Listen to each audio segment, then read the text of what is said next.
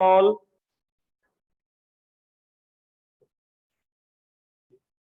Use है ये। चलो, कल हम बात कर रहे थे इलेक्ट्रोनेगेटिविटी का। तो इलेक्ट्रोनेगेटिविटी आपको मीनिंग समझा दिया था ना मैंने, कल क्लास किए थे, कल क्लास अटेंड किए थे, ऑनलाइन ऑनलाइन किए थे। जो क्लास बंक कर दे रहे हो, नहीं अटेंड कर रहे हो, तो ऑनलाइन वीडियो एटलीस्ट देख लिया करो। मान लो किसी रीजन से अगर क्लास नहीं अटेंड कर रहे हो तो नेक्स्ट डे आप वीडियो देख लो, तब उसको क्लास बैठने से समझ में नहीं आएगा।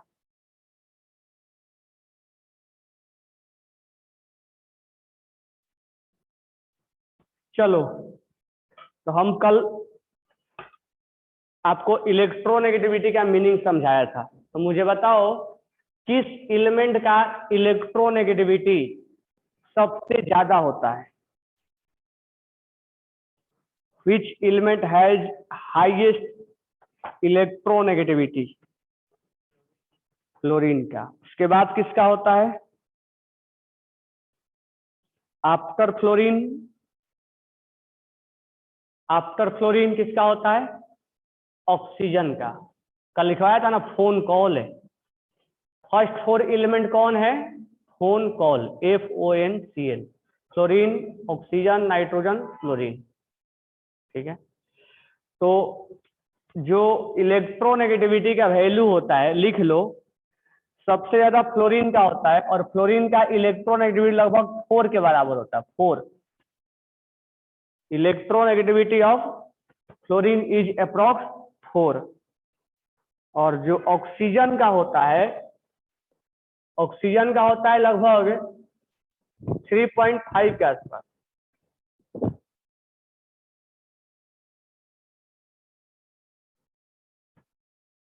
नाइट्रोजन का होता है लगभग 3.1 और क्लोरीन का होता है 3। ठीक है। हिंदुस्तान पेट्रोलियम का होता है 2.1, यानी हाइड्रोजन और फास्फोरस का होता है 2.1। कार्बन और सल्फर और आयोडीन का लगभग होता है 2.5। सीजियम और फ्रेंसियम का सबसे ज्यादा, सबसे कम होता है 0.7।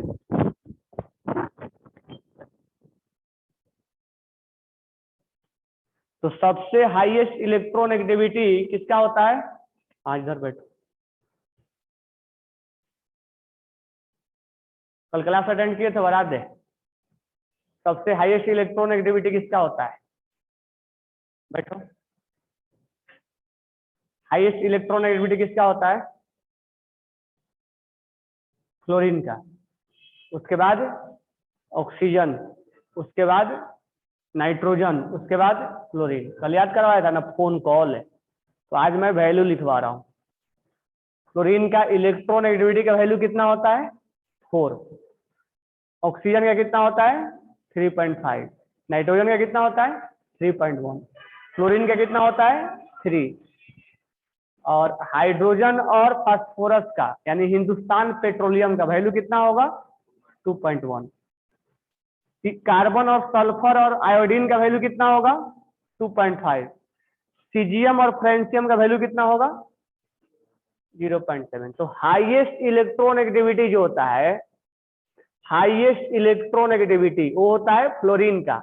और सबसे लोएस्ट इलेक्ट्रोनेगेटिविटी होता है सीजियम का, जो कि 0.7 होता है, और ये 4 होता है। ठीक है। तो highest electronegativity is fluorine and lowest electronegativity is caesium. ठीक है। तो ये कुछ सारे वैल्यू हमें याद नहीं करना है, कुछ वैल्यू हमें याद रखना है। ठीक है। अब ध्यान दो, यहां मैंने जो इलेक्ट्रोनेगेटिविटी केवल वैल्यू लिखा है, मैंने कोई यूनिट नहीं लिखा है। तो जो यूनिट होता है वो इलेक्ट्रोनेगेटिविटी का यूनिट नहीं होता है, यूनिट लेस होता है। तो इसका जो यूनिट होता है इलेक्ट्रोनेगेटिविटी का, वो होता है यूनिट लेस। यूनिट लेस क्यों होता है मैं लिख दे रहा हूं अभी, इसका यूनिट नहीं होता है। यूनिट लेस क्यों होता है, लेकिन एक्सप्लेन आगे करेंगे।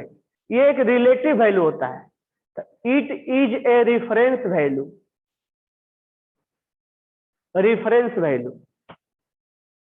अब ये क्यों रिफरेंस वैल्यू क्या है, क्यों नहीं यूनिट है, आगे समझा देंगे। ठीक है, तो अभी लिख लेना, it is a unitless and because it is a reference value, ये किसी के रिस्पेक्ट में लिया जाता है, इसलिए इसको हम इलेक्ट्रोनेगेटिविटी का हम यूनिट नहीं लिखते हैं।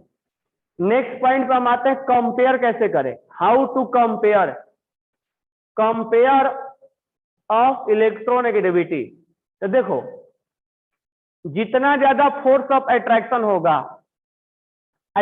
होगा, उतना ही उसके पास पावर क्या होगा, इलेक्ट्रॉन्स खींचने का ताकत ज्यादा होगा, यानी more electronegative more force of attraction. जितना ज्यादा अट्रैक्शन ज्यादा होगा उतना ही इलेक्ट्रोनेगेटिविटी ज्यादा होगा। तो मुझे बताओ कि लेफ्ट टू राइट जाते समय फोर्स ऑफ अट्रैक्शन क्या होता है, लेफ्ट टू राइट जाते समय फोर्स ऑफ अट्रैक्शन क्या होता है, चलो मेरे बता दो साइज क्या होता है, लेफ्ट टू राइट जाते समय साइज क्या होता है, डिक्रीज होता है। साइज छोटा होगा तो अट्रैक्शन क्या होता है, बड़ा होता है। तो लेफ्ट टू राइट जाते समय अट्रैक्शन विल बी इंक्रीज, जब अट्रैक्शन बढ़ेगा तो इलेक्ट्रोनेगेटिविटी क्या होगा, इलेक्ट्रोनेगेटिविटी क्या होगा, इंक्रीज होगा, इंक्रीज होगा ना, more force of attraction more electronegative.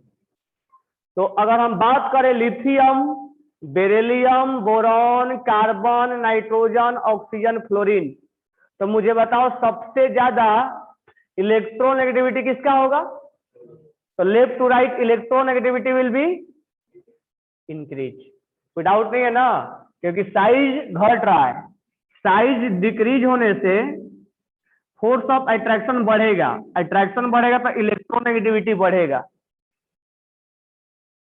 अगर हम टॉप टू बॉटम बात करें, दिख रहा है ना सबको, अगर हम टॉप टू बॉटम बात करें, टॉप टू बॉटम बात करें तो साइज क्या होता है, टॉप टू बॉटम साइज क्या होगा, इंक्रीज होगा, साइज बढ़ेगा ना, और साइज बढ़ेगा तो फोर्स ऑफ अट्रैक्शन क्या होगा, डिक्रीज होगा, और जब डिक्रीज होगा तो इलेक्ट्रोनेगेटिविटी क्या होगा, डिक्रीज होगा। यानी left to right electronegativity will be increase और top to bottom electronegativity will be decrease. तो अगर हम बात करें लिथियम, सोडियम, पोटेशियम, रिविडियम और सीजियम, तो मुझे बताओ सबसे ज्यादा इलेक्ट्रोनेगेटिविटी किसका होगा, लिथियम का या सीजियम का, किसका होगा, सबसे छोटा कौन है, ये टॉप टू बॉटम लिखा गया है ना, तो लिथियम, सोडियम, पोटेशियम, रिविडियम, सीजियम, सबसे छोटा कौन है, तो सबसे ज्यादा इलेक्ट्रोनेगेटिविटी किसका होगा, साइज बढ़ेगा तो फोर्स ऑफ अट्रैक्शन क्या होगा, डिक्रीज, यानी डिक्रीज होगा तो इलेक्ट्रोनेगेटिविटी क्या होगा, डिक्रीज। तो इसका साइज कम है तो इसका इलेक्ट्रोनेगेटिविटी क्या होगा, ज्यादा, और इसका इलेक्ट्रोनेगेटिविटी क्या होगा, कम। तो कहने का मतलब ये हुआ कि लेफ्ट टू राइट क्या होगा, इंक्रीज, और टॉप टू बॉटम क्या होगा, डिक्रीज। तो left to right will be increase और top to bottom will be decrease. Clear, सोच लो, देख लो, समझ लो, फिर बोलो। लेफ्ट टू राइट क्या होगा, टॉप टू बॉटम क्या होगा,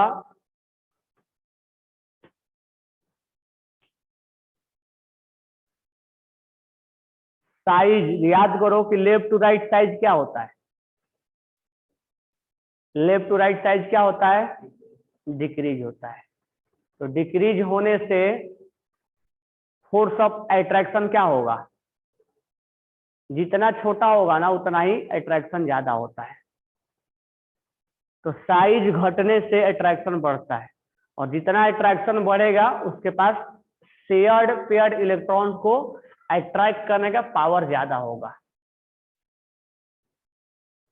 तो लेफ्ट टू राइट जो होता है वो साइज डिक्रीज होता है, इसीलिए अट्रैक्शन बढ़ता है, और अट्रैक्शन बढ़ने से इलेक्ट्रोनेगेटिविटी बढ़ेगा। Top to bottom size increase होता है, इसलिए फोर्स ऑफ अट्रैक्शन डिक्रीज होगा,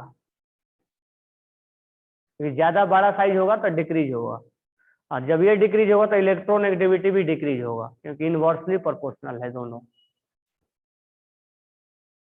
ठीक है, तो top to bottom electronegativity will be decrease, इसीलिए सीजियम का सबसे कम होता है 0.7 और फ्लोरीन का सबसे ज्यादा होता है 4, और इलेक्ट्रोनेगेटिविटी का कोई यूनिट नहीं होता है, क्योंकि ये क्या होता है, रिफरेंस वैल्यू होता है। हाइड्रोजन और फास्फोरस में इलेक्ट्रोनेगेटिविटी का वैल्यू क्या होता है, हाइड्रोजन और फास्फोरस का इलेक्ट्रोनेगेटिविटी का वैल्यू क्या होगा, 2.1, और फ्रांसियम, सीजियम और फ्रांसियम का वैल्यू क्या होगा, 0.7, और फ्लोरीन का वैल्यू क्या होगा, 4, सबसे ज्यादा फ्लोरीन का।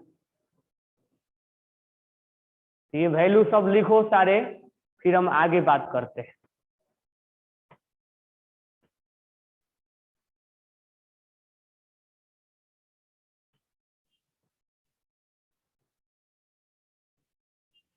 सब लिखो इसको, फिर आगे बात।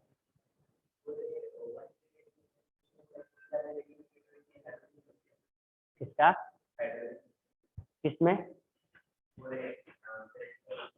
सबसे हाईएस्ट, हाईएस्ट इलेक्ट्रोनेगेटिव फ्लोरीन का होगा, फ्लोरीन, फ्लोरीन FONCL, कल एक ट्रिक बताया था ना, phone call, FONCL, first 4 highest electronegativity element. सबसे हाईएस्ट किसका होता है, फ्लोरीन का, और सबसे लोएस्ट किसका होता है, सीजियम का। सीजियम फर्स्ट ग्रुप में जो रहता है। कोई और किसी को डाउट है, देख लो।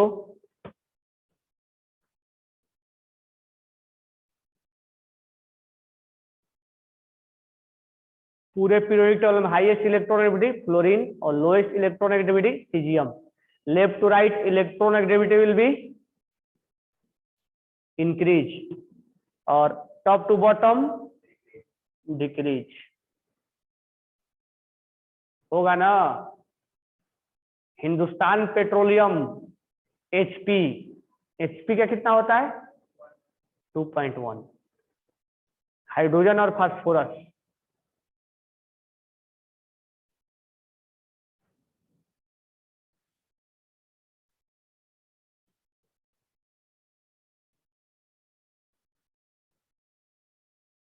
हाँ, मोर फोर्स ऑफ अट्रैक्शन, केवल प्रोटॉन पे नहीं चेक करेंगे ना, ऑर्बिट में भी तो चेक किया जाता है। ये क्लियर हो गया। अब आगे देखो, ध्यान दो। अब ये जो है इलेक्ट्रोनेगेटिविटी, इतना तो तुम 10th में लगभग पढ़ के आते हो। अब ऑनलाइन नहीं पढ़े तो उसका अलग मतलब है, लेकिन इतना चीजें तुम 10th में पढ़ के आते हो कि इलेक्ट्रोनेगेटिविटी का मतलब क्या होता है। थोड़ा सा अब यहाँ पर मैं उसको अलग से समझा दिया कि इलेक्ट्रोनेगेटिविटी का शेयर पेयर्ड इलेक्ट्रॉन कल समझाया था HCl लेके। HCl पे शेयर्ड पेयर्ड इलेक्ट्रॉन को कैसे अट्रैक्ट करता है, उसको हम इलेक्ट्रोनेगेटिविटी बोलते हैं। वैल्यू क्या होता है, इलेक्ट्रोनेगेटिविटी का यूनिट नहीं होता है, यूनिट लेस होता है। लेफ्ट टू राइट इंक्रीज होता है, टॉप टू बॉटम डिक्रीज होता है। First 4 highest electronegativity is phone call, और लोएस्ट इलेक्ट्रोनेगेटिविटी इज सीजियम। अब ये जो इलेक्ट्रोनेगेटिविटी का कैलकुलेशन है, हमें 11th क्लास में कैसे निकाला जाता है वो पढ़ना है, तो इसको थोड़ा अच्छे से समझना। ये न्यूमेरिकल पार्ट है, तो बेटर ये होगा कि अच्छे से केयर करके समझना और एक बार में समझ जाने की कोशिश करना। ठीक है, तो मैं इसको इलेक्ट्रोनेगेटिविटी का वैल्यू कैसे कैलकुलेट किया जाता है उसको मैं निकाल रहा हूं। तो ये न्यूमेरिकल पार्ट है, तो अच्छे से ध्यान से समझोगे। एक एक बात जो मैं बोलूंगा उसको तुम ध्यान से समझोगे तो एक बार में समझ में आ जाएगा। ठीक है, तो अच्छे से एकदम बिल्कुल कंसंट्रेट होकर बातें सुनना। तो जो ये इलेक्ट्रोनेगेटिविटी का वैल्यू है, ये अब हमने जो लिखा है कि इलेक्ट्रोनेगेटिविटी का वैल्यू फ्लोरीन का 4 है, 2.1 है हाइड्रोजन का, कार्बन का 2.5 है। ये वैल्यू लैब में निकाला गया है, ऐसा नहीं कि जो मन किया वो रख दिया गया। तो इसका कैलकुलेशन, यानी हमारा टॉपिक है कैलकुलेशन ऑफ इलेक्ट्रोनेगेटिविटी वैल्यू। हम इलेक्ट्रोनेगेटिविटी का वैल्यू कैसे निकाला जाए, how to calculate electronegativity value, कैसे हम निकाले। जो हम अभी वैल्यू लिखा था हमने, उसका कैलकुलेशन कैसे किया जाए। तो कैलकुलेशन करने के लिए दो साइंटिस्ट आए। एक साइंटिस्ट है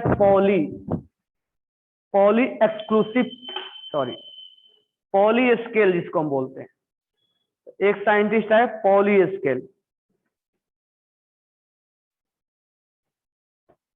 उसको बोला था पॉलिंग स्केल। तो एक साइंटिस्ट है पॉलिंग स्केल पे, इसके द्वारा इलेक्ट्रोनेगेटिविटी का वैल्यू निकाला गया। और दूसरा जो साइंटिस्ट है वो है मुलिकन्स। कहाँ गए मुलिकन्स? दूसरा जो साइंटिस्ट है वो है मुलिकन स्केल पे। तो ये दो उन्होंने अपना अपना रूल दिया इलेक्ट्रोनेगेटिविटी निकालने का। इनमें से जो वैल्यू जो प्रीफर किया जाता है वो ज्यादा जनरल वे में पॉली को प्रीफर किया जाता है। ठीक है, तो हम दोनों को हमें पढ़ना है इस 11th क्लास में। आवाज आ रही है ना सबको? तो दोनों को हमें पढ़ना है।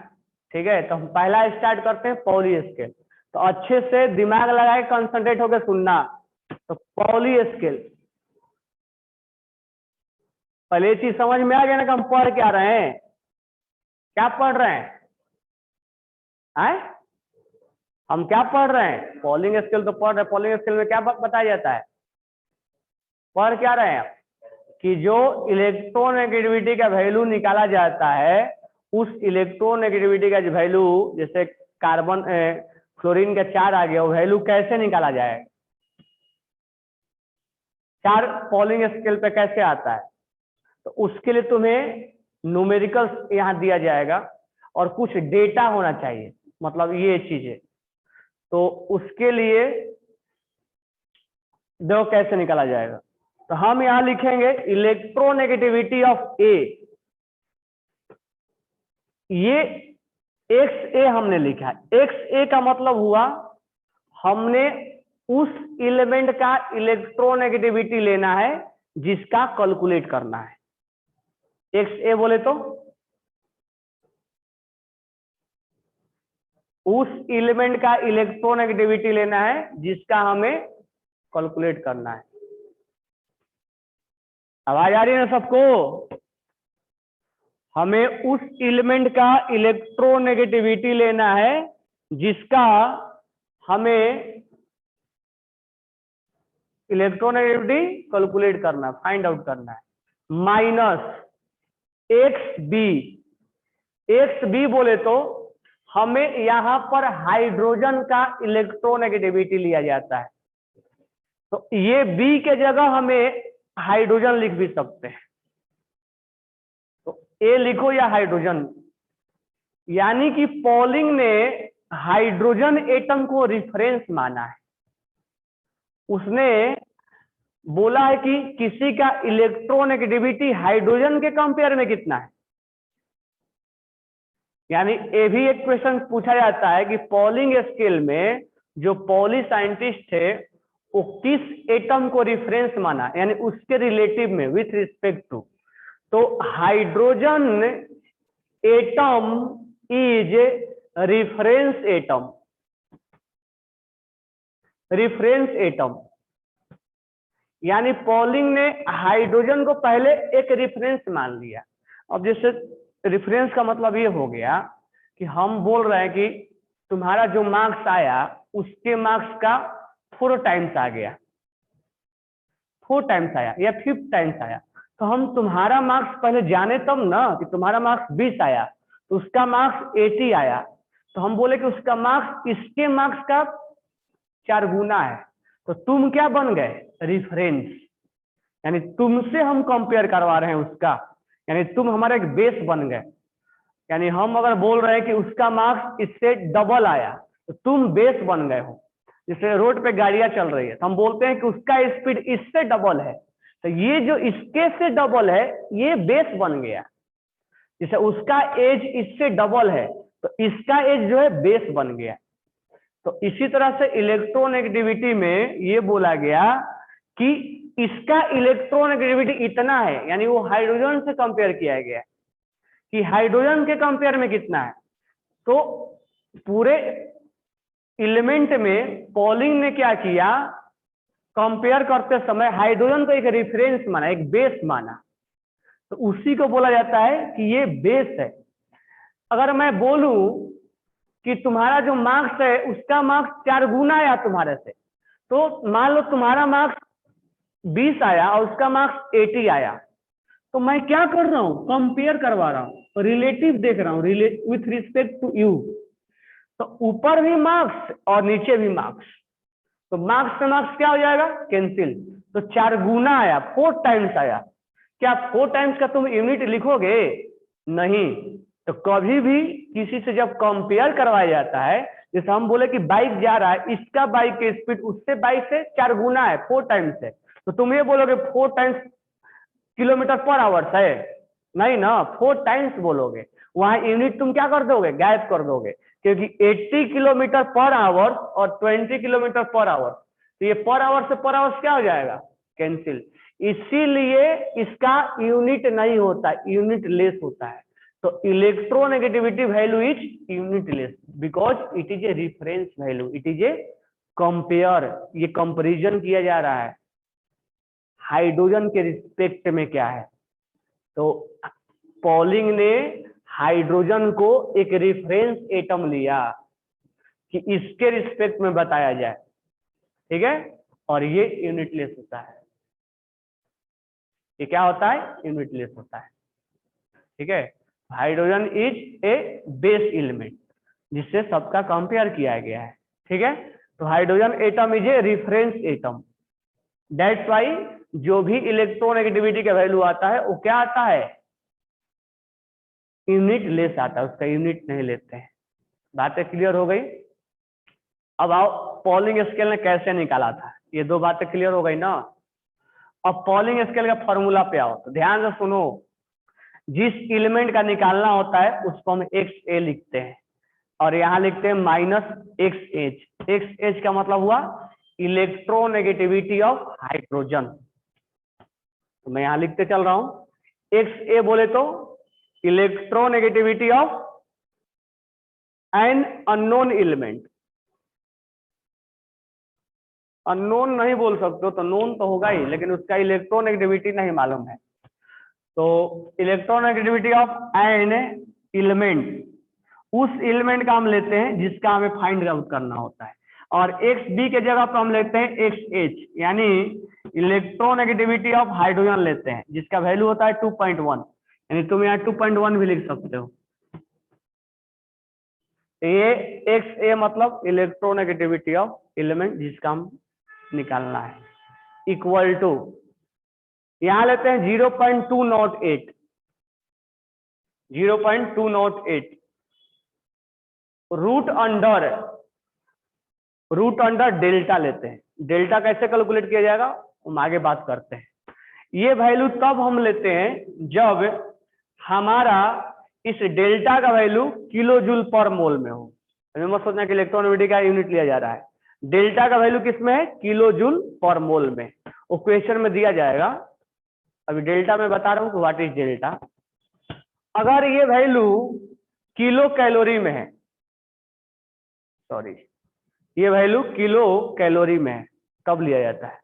अगर ये वैल्यू किलो जूल में है तो किलो जूल में है तो हम यहां लिखते हैं 0.1017, तो यहां पर यही रहेगा X A minus X B 0.0 sorry 0.1017 1017 root under delta. ये डेल्टा का वैल्यू जब किलो जूल पर मोल में होगा तो ये फॉर्मूला लेंगे XA माइनस XH। तो ये हम वैल्यू लेंगे, बस यूनिट का अलग अलग है, फॉर्मूला एक ही जैसा है। अब सब बात इस बात पे आके डिपेंड हो गया कि हमें डेल्टा कैसे निकाला जाए। तो पहले इतना लिखो, फिर मैं डेल्टा बताता हूं। तो एक बार अच्छे से फिर से ध्यान देना कि how to calculate the value of delta. फिर हम एक न्यूमेरिकल्स देंगे और तुम बनाओगे। तो मैं जहां तक एक्सपेक्ट कर रहा हूं तुम पहला बार में ही समझ जाओगे। तो अभी डेल्टा का वैल्यू बताना बाकी है। तो फर्स्ट वी राइट, सबको समझ में आ गया?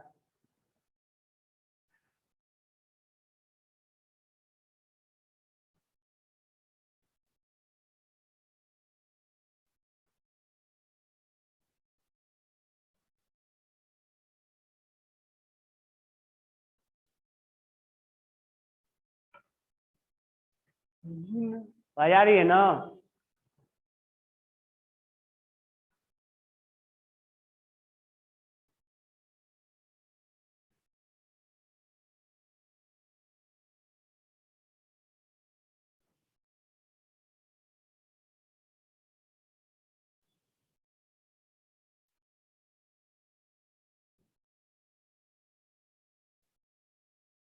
एक्से का इलेक्ट्रॉन एक्टिविटी नहीं, हाइड्रोजन से ज्यादा होगा, नहीं तो फिर निगेटिव आ जाएगा ना।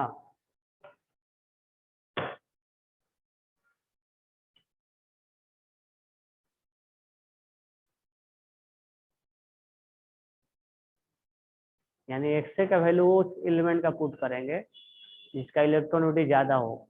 अगर कम आया तो वैल्यू उल्टा लिख देंगे, एक्स एच माइनस एक्स ए।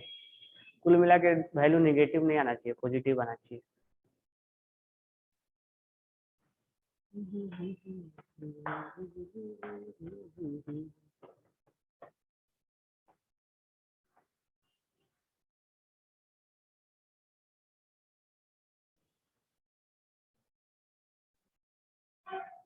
सबने लिख लिया?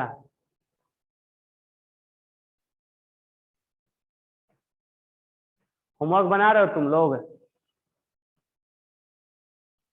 Do you complete your homework और नॉट?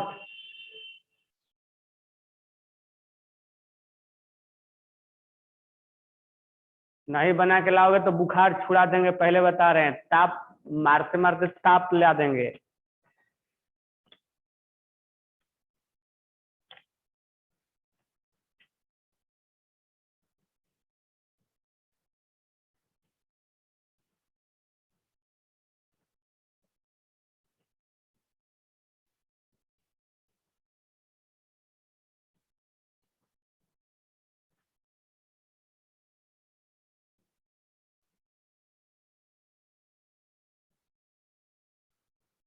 हाइड्रोजन को रेफरेंस क्यों लिया गया सिद्धि? वो उसका कोई लॉजिक नहीं है। वो पॉली ने उसको मान लिया हाइड्रोजन को। अब इसके से उसका कंपेयर उसी से क्यों कराया, उसका कोई लॉजिक नहीं, बस उसने एलिमेंट को पकड़ा। तुम बस इतना याद रखना कि hydrogen is taken as a reference element as a in a Pauling scale. कभी भी कंपेयर वैल्यू में यूनिट नहीं होता है। जब दो चीजों को कंपेयर होता है तो उसमें यूनिट नहीं होता है, टाइम्स होता है। इतना टाइम्स, इतना।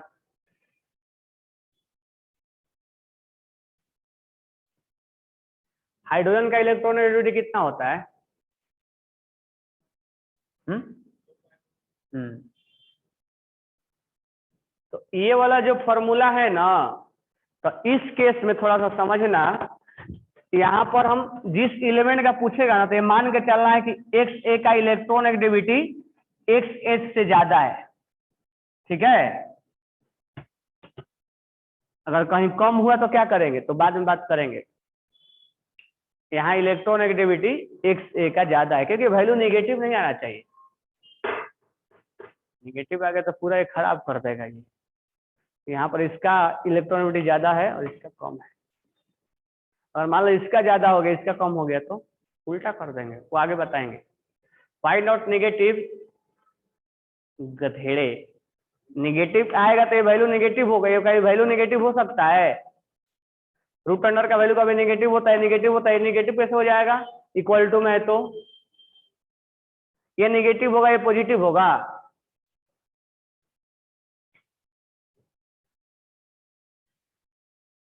इलेक्ट्रोनेगेटिविटी का वैल्यू कभी निगेटिव होता है? होता है कभी निगेटिव? कभी नहीं। सबसे कम कितना है? 0.7 और सबसे ज्यादा कितना है? 4। तो 0.7 से 4 के बीच में होता है। पूरे इलेक्ट्रोनेगेटिविटी का जो रेंज होता है वो मिनिमम सबसे 7.7 है और मैक्सिमम 4 है। यानी इलेक्ट्रोनेगेटिविटी का वैल्यू 0.7 से 0.4 के बीच में आएगा। It electronegativity never be negative.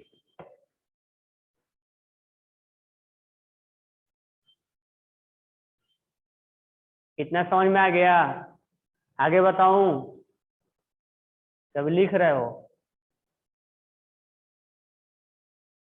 कहाँ गया वो नवजोत सिंह?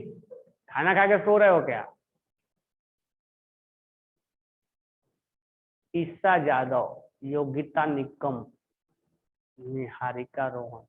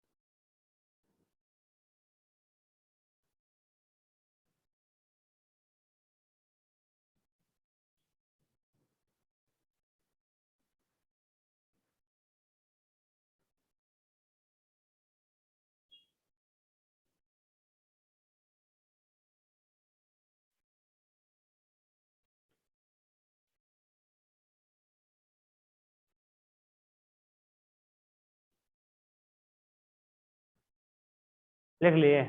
चलो, तो अब हमारा मेन टारगेट क्या है? How to calculate the value of delta. How to calculate the value of delta. Write down करो। How to calculate the value of delta. How to calculate the value of delta.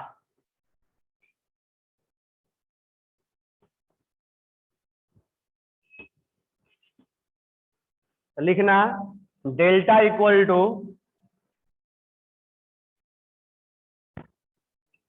Actual bond energy, actual bond energy of A B. ये सब मैं समझा रहा हूं, पहले लिख लो। Minus half bond energy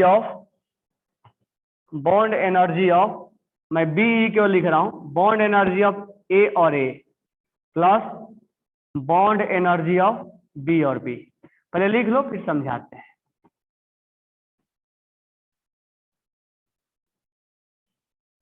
what is bond energy, what is actual bond energy, ये सब जानेंगे। ठीक है, एक्सपेरिमेंटल बॉन्ड एनर्जी माइनस एक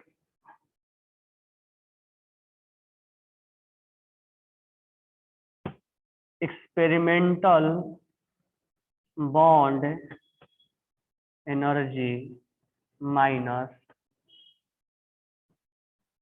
थ्योरेटिकल बॉन्ड एनर्जी।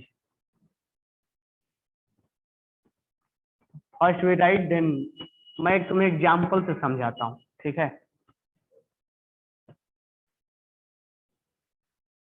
कौन बोल रहा है कंप्लीट संस्कार?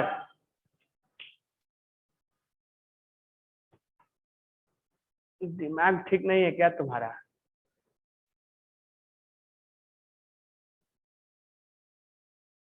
तो actual bond energy of A B -1/2 bond energy of A A plus bond energy of B B.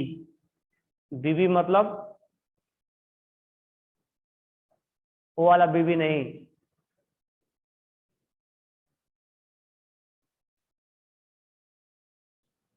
Voice is coming Diksha Chougule, फिर से लॉग आउट करके लॉग इन करो। तुम्हारा नेटवर्क तुम्हारे तरफ से इशू है, बाकी सबको प्रॉब्लम नहीं हो रहा है। हाँ तुम्हारा रेंज प्रॉब्लम है, बाकी सबको।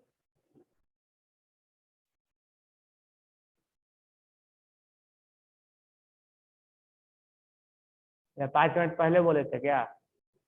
क्या बोले थे?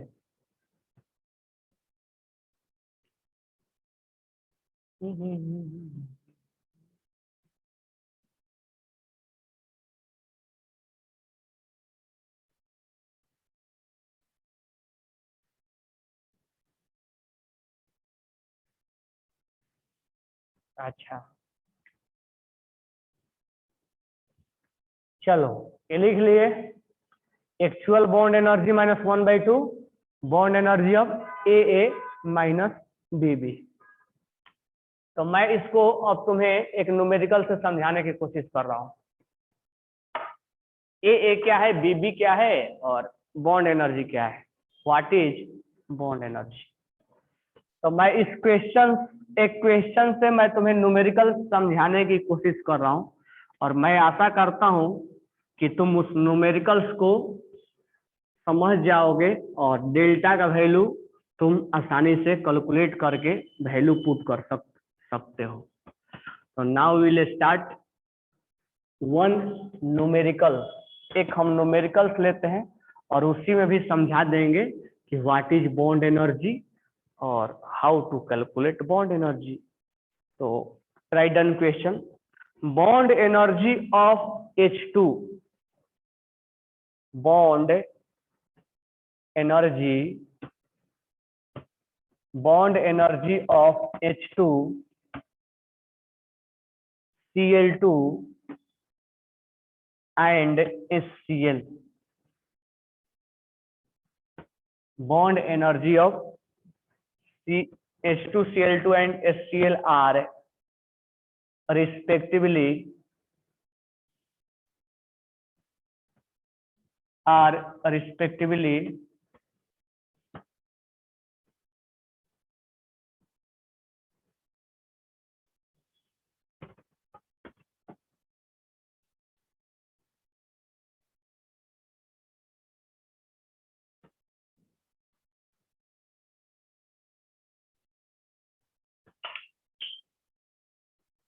are respectively 104, 58 and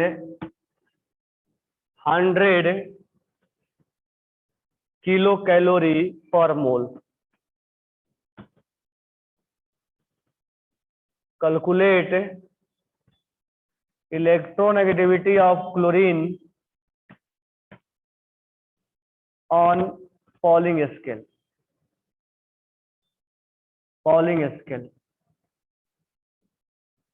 तो मैं इस क्वेश्चन को तुम्हें समझा रहा हूं और अच्छे से समझना। तो क्वेश्चन में है bond energy of H2 Cl2 and HCl। अब ध्यान से समझो, तुम्हें हमेशा H2 जरूर मिलेगा, क्योंकि H2 क्या है, रेफरेंस एलिमेंट है। तो H2 क्वेश्चन में जरूर दिया जाएगा। उसके अलावा जिसका निकालना होगा उसको दिया जाएगा। अगर O2 का निकालना होता तो O2 दिया जाता, क्लोरीन का निकालना तो फ्लोरीन दिया जाता। क्लोरीन का ये तो देना मस्ट है, H2 आएगा ही आएगा, क्योंकि H2 ये रेफरेंस एलिमेंट। तो पहले समझो कि डेटा क्या क्या दिया जाएगा। एक H2 तो दिया जाएगा, फिर जिसका निकालना होगा वो दिया जाएगा। अब ये दोनों को मिलाओगे, H2 और Cl को जब ऐड करोगे तो क्या बनता है, HCl। तो तुम्हें एक HCl का ही वैल्यू दिया जाएगा। समझ पा रहे हो कैसे कैसे डेटा दिया जाएगा? यानी H2 तो दिया ही जाएगा, Cl2 जिसका निकालना है, हो सकता है F2 दे दिया जाए, हो सकता है Br2 दे दिया जाए, हो सकता है I2 दे दिया जाए, हो सकता है N2 दे दिया जाए, हो सकता है N2 O2 दे दिया जाए, जिसका निकालना है, और दोनों को कंबाइन करके एक वैल्यू दिया जाए। ये तीन वैल्यू तुम्हें हमेशा मिलता रहेगा, और H2 इज ए कॉमन, मतलब ये मिलना मिलना तय है। फिर एक बात कर रहा है बॉन्ड एनर्जी, नया टर्मिनोलॉजी है हमारे लिए, bond energy. Bond energy, bond energy का मतलब होता है, अभी ये H2 जो बना हुआ है, ये H2 के बीच में, दोनों के बीच में कोवैलेंट बॉन्ड बना हुआ है। ये अभी बॉन्ड हम पढ़े नहीं है, नेक्स्ट चैप्टर में पढ़ेंगे। अब इस बॉन्ड को तोड़ने में जो एनर्जी लगता है ना, जैसे मार्कर है, और इस मार्कर्स को तोड़ने में जो एनर्जी लगेगा, that energy is known as bond energy. यानी इस बॉन्ड को तोड़ने में, अब मान लो वाटर है, वाटर से तुम वेपर बना रहे हो, तो उसके बॉन्ड को तोड़ रहे हो तब ना वेपर बन रहा है, तो उसको तोड़ने में कितना तुम एनर्जी लगाए, कितना हीट दिए। तो बॉन्ड एनर्जी का मतलब होता है required energy, required energy to break the bond, to break the bond. अब यहां पर बॉन्ड एनर्जी हाइड्रोजन का दिया है, क्लोरीन का भी दिया है, तो अब ये कोई जरूरी नहीं है कि जितना यहाँ एनर्जी तोड़ने में लगेगा उतना ही यहाँ लगेगा। हो सकता है कि वाटर को वेपर बनाने में ज्यादा हीट देना पड़े, कोई दूसरा लिक्विड है, अल्कोहल है, अल्कोहल को कम ही हीट देंगे तो वेपर बन जाएगा, पेट्रोल है उसको कम ही हीट देंगे तो वेपर बन जाएगा। तो बॉन्ड तोड़ने के लिए अलग अलग एनर्जी होता है, लेकिन डिफिनेशन एक ही जैसा होगा, इस बॉन्ड को तोड़ने में कितना एनर्जी लगेगा।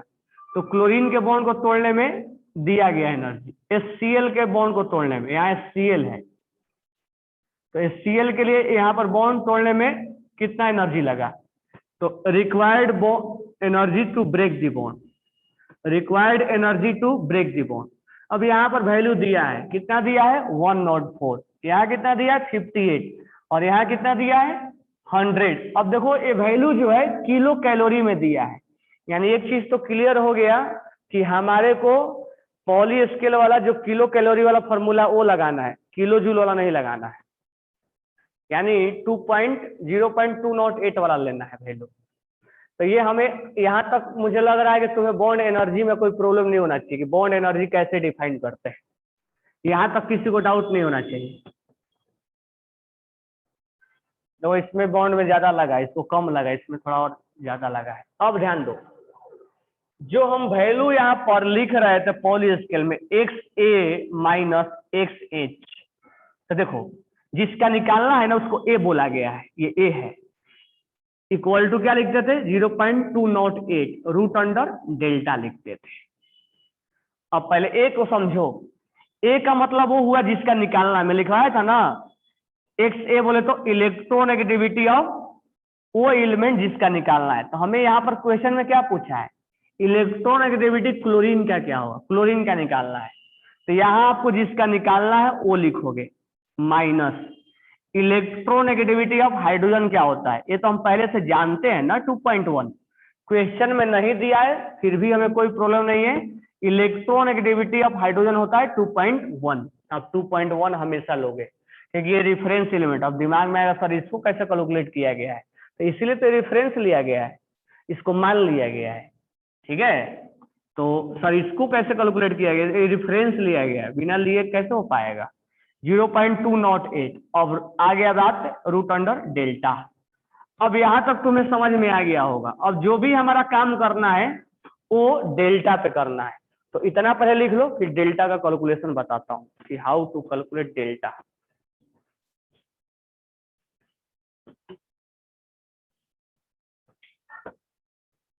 अच्छा मैंने 0.208 क्यों लिखा, क्योंकि किलो कैलोरी वाला है। तो बॉन्ड एनर्जी का मतलब समझ में आ गया, ये समझ में आ गया, जिसका निकालना होगा उसका हम HCl लेंगे और 2.1 हम जानेंगे और 0.208 रूट अंडर डेल्टा लेंगे।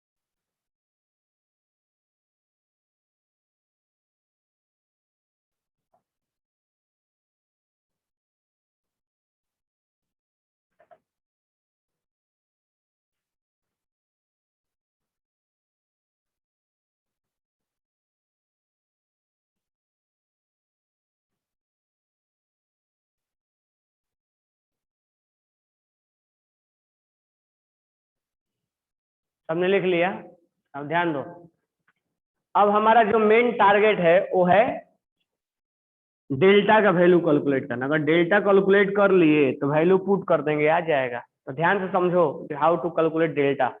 देखो इसको x A minus X B लिखे थे ना, तो ये बी है। ये कौन सा बॉन्ड हो जाएगा? बी बी, यानी बी के जगह पे तुम लोगे हाइड्रोजन वाला। तो उसको रटने की जरूरत नहीं, कौन बी बी है कौन ए है, ठीक है। ये ए है ना, और ये तुम बी माने हो और इसको ए माने हो, तो ये ए बी वाला बॉन्ड है। तो हर बार तुम ये कंफ्यूज मत हो जाना कि ए क्या है बी बी क्या है, ठीक है। मैं तुम्हें सिंपल सा तरीका बता रहा हूँ कैसे डेल्टा निकालोगे। तो डेल्टा इक्वल टू हो गया ए बी का बॉन्ड, ए बी का बॉन्ड एनर्जी, ए बी का बॉन्ड एनर्जी कितना है? 100। पहले डेल्टा का वैल्यू में देखो क्या लिखा हुआ है, bond energy of A B लिखा हुआ है, लिखा हुआ है कि नहीं लिखा हुआ है? Bond energy of A B लिखे हो तुम लोग? नहीं लिखे हो? हैं? नहीं लिखो तो लिख लेना, bond energy of A B minus 1/2 bond energy of A minus bond energy of B B. तो देखो मैं तुम्हें एक सिंपल सा तरीका बता रहा हूं, ये ए बी हो गया, ये ए है, ये बी है, ये ए है, ये बी बी है। तुम ए और बी बी में कंफ्यूज मत हो जाना। तो ये ए बी है, तो ए बी का एनर्जी कितना है? 100 माइनस 1/2। ए का एनर्जी कितना है? 58। और बी बी का एनर्जी कितना है? 104। तो मैं तुम्हें बता रहा हूं क्या करना है, जो सेम सेम है ना उसके वैल्यू को जोड़ना है। सेम सेम है जो उसको वैल्यू को जोड़ना है, जोड़ने के बाद उसको आधा करना है, और जो ये वैल्यू उसमें से माइनस कर देना है। ये हो जाएगा 100 माइनस, ये हो जाएगा 162, और 162/2 कितना हो गया? 81। ये वैल्यू कितना हो जाएगा? 90। तुम इस दोनों के वैल्यू को जोड़ के आधा करके इसमें से माइनस कर देना हमेशा। वैल्यू रटने को जरूरत नहीं पड़ेगा तुम्हें। इस दोनों को जोड़ के, यानी सेम सेम वाला को जोड़ के आधा करके और डिफरेंट वाला में से माइनस कर देना। क्या करोगे बोलो? उसको जोड़ के आधा करके और जो डिफरेंट करके माइनस कर देना। तुम्हें ये सब रटने से बच जाओगे।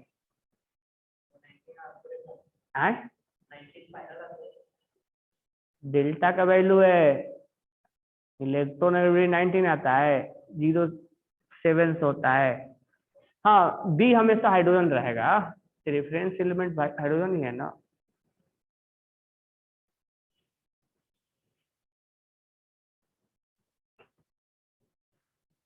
ये डेल्टा का वैल्यू है। क्या करोगे? जो सेम सेम वाला वैल्यू को जोड़ोगे, आधा करोगे, और डिफरेंट वाला में से दोनों को मिलके बनाया गया ना ये तीसरा वाला, H2 और Cl2 से मिलके ना HCl बना है। तो मुझे कोई बताओ यहाँ 1/2 क्यों किया गया है? देखो H2 और Cl2 को मिलाओगे ना तो 2 HCl बनेगा, बनेगा ना। तो हमें एक ही HCl का वैल्यू में से माइनस करना है ना। H2 और Cl को बनाओगे तो 2 HCl बनेगा, इसीलिए 1/2 किया गया है, ताकि ये HCl के वैल्यू में से ये HCl का वैल्यू माइनस कर दिया जाए। मुझे बताओ क्या करोगे?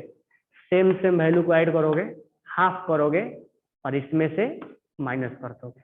और मैं तुम्हें ये भी बता दिया कि हाफ क्यों करोगे, क्योंकि यहाँ दोनों को मिलाने के बाद कितना HCl बनेगा? 2, और यहाँ पर HCl का वैल्यू कितना दिया है? 1 का। तो यहाँ 2 बनेगा ना, 2 बनेगा तो 1/2 कर दो, 1 हो जाएगा।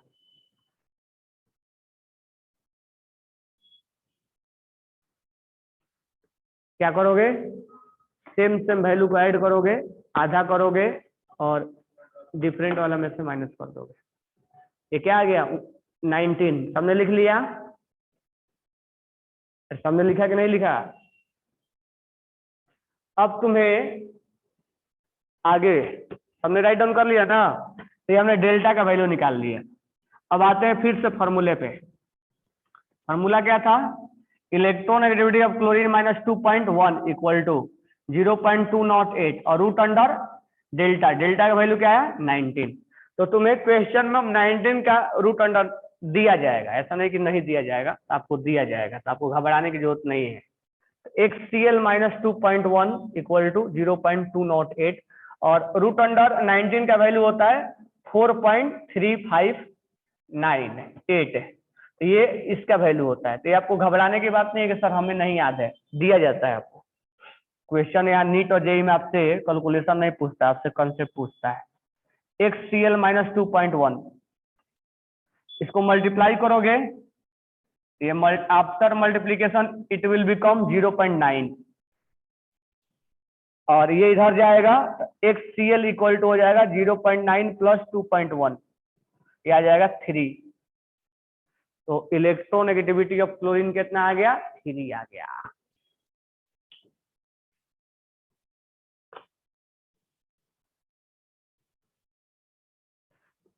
अब इस चीज को मैं इतना समझाया, बनाना है तो बहुत चुटकी में बनता है। तुम डेल्टा निकालने का वैल्यू रटना नहीं, रटोगे तो फिर प्रॉब्लम हो जाएगा। डेल्टा का वैल्यू कैसे निकालने के लिए बोला? सेम सेम को ऐड करो, हाफ करो और डिफरेंट वाला में से माइनस कर दो, तो डेल्टा निकल गया एक बार में।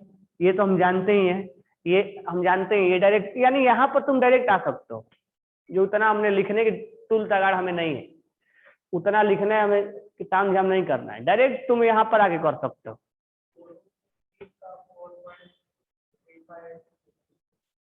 दिया जाएगा, गधे हो क्या? मैं अभी बोला ना कि रूट अंडर 90 का वैल्यू दिया जाएगा क्वेश्चन में।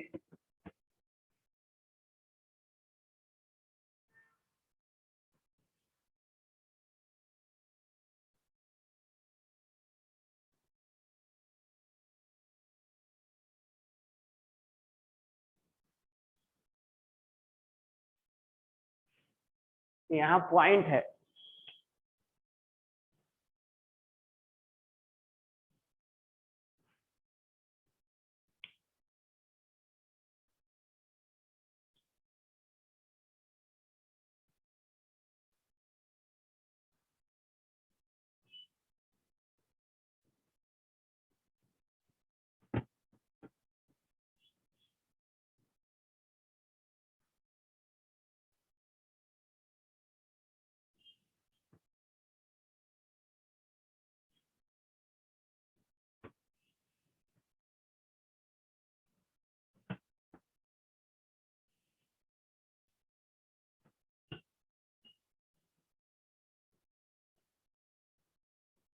सबको समझ में आ गया?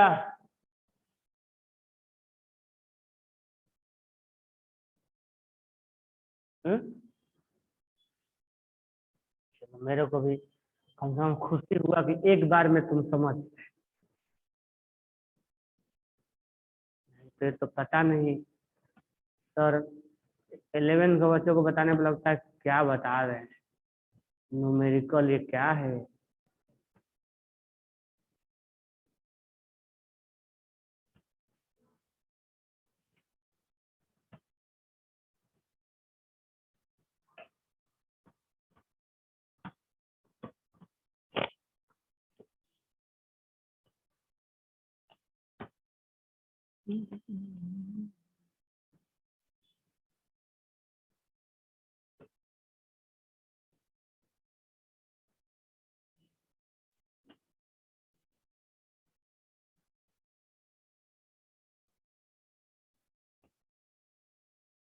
क्वेश्चन लिखो।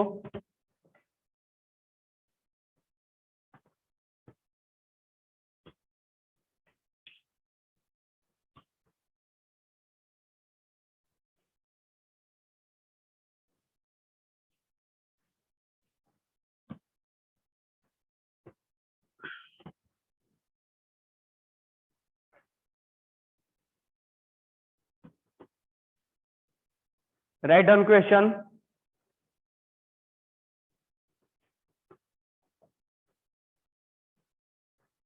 HHXX and HX bond energy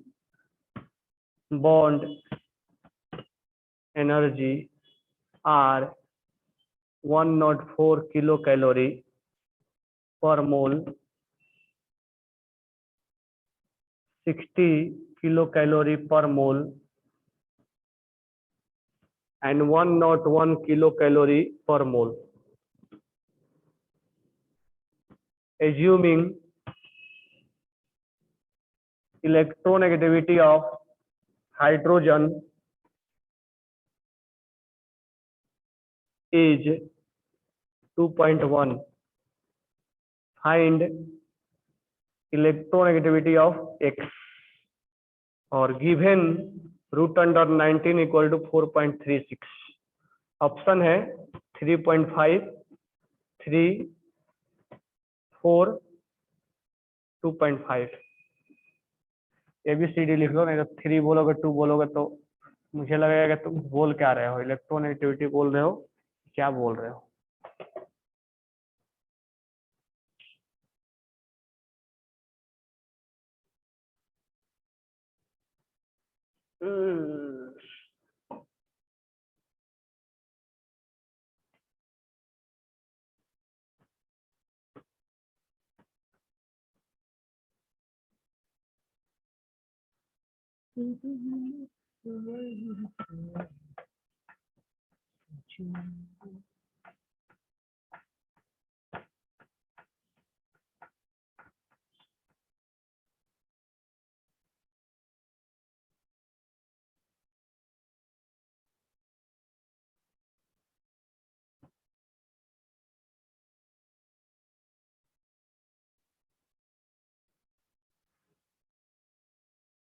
क्या रोहन जी, हम क्लोरीन का पहले से जानते हैं, इसलिए हम निकालने की क्या जरूरत है. निकालिए इस क्वेश्चन को.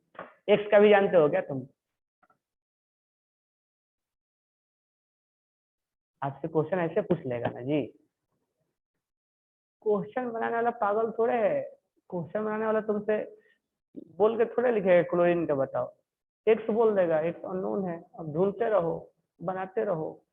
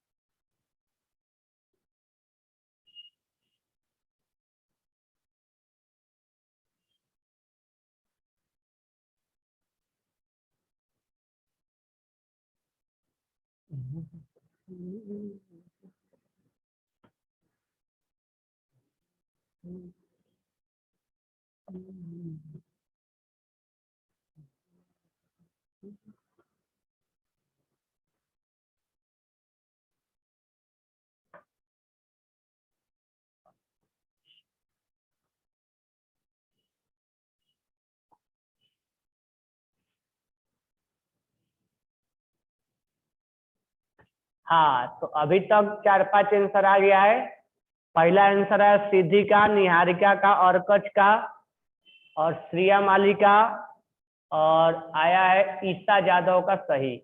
संस्कार का गलत है. दीप का सही है, दीप का. सुमित का भी सही है. आए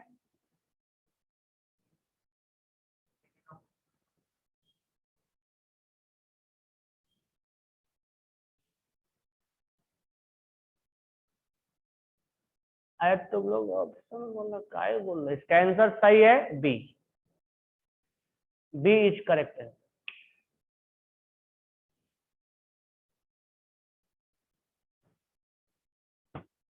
चलो मैं निकाल दूं शॉर्टकट में, उतना लॉन्ग कट जाने की जरूरत नहीं है.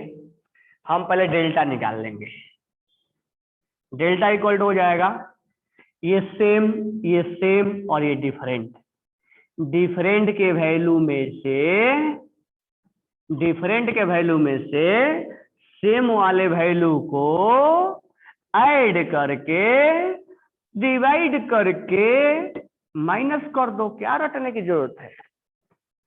सेम वाले वैल्यू को ऐड करो और डिफरेंट वाला में से आधा करके माइनस कर दो। ये 164 हो जाएगा। 164/2 कितना हो जाएगा? 882। ये आ जाएगा 19 आ जाएगा। अब हमें वैल्यू निकालना है, हमें निकालना है x का। -2.1 होगा और 0.2 नॉट 8 और रूट अंडर 19। तो ये कैलकुलेट करोगे और ये x निकालोगे, ये 2.1 हो जाएगा और ये मल्टीप्लाई करके अभी अभी आया था, कितना आया था? मल्टीप्लाई करने के बाद 0.9 आया था, प्लस 0.9 3 आ गया।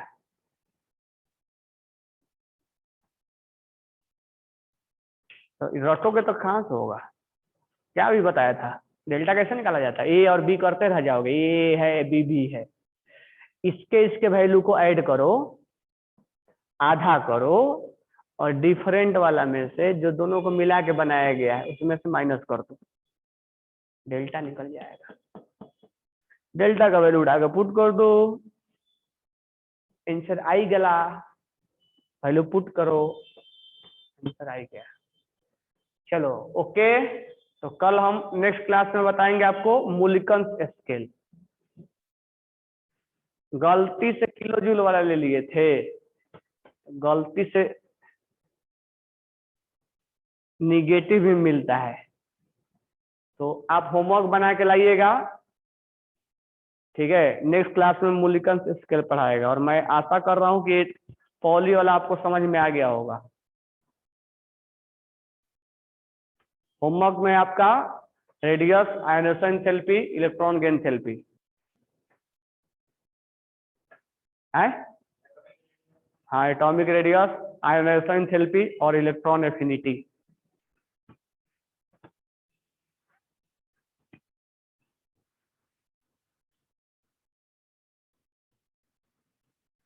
ओके ना? Thanks to all, bye bye.